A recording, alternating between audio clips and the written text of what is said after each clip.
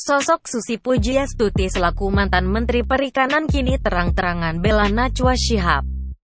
Susi Pujiastuti memberikan pembelaan dengan membantah cibiran Rudy Valinka terhadap Najwa Shihab. Dengan tegas Susi Pujiastuti membantah cibiran Rudy Valinka, dan memberikan pembelaan dengan mengatakan bahwa sosok Najwa Shihab adalah seorang profesional di profesinya.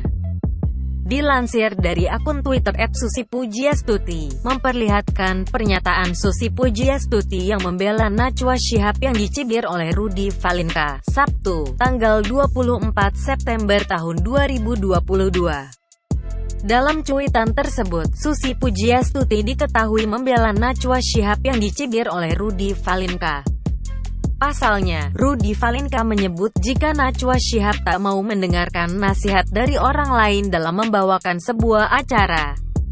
Susi Pujiastuti yang mengetahui hal tersebut sontak memberikan bantahan kepada Rudy Valinka serta membela Najwa Shihab. Netizen yang mengetahui hal tersebut sontak ikut memberikan komentar. Tak sedikit yang setuju dengan sosok Susi Pujiastuti yang membela Najwa Shihab.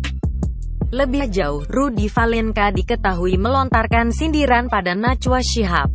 Menurutnya, Najwa Shihab enggan berubah dalam bertanya narasumber sehingga disebut menjebak.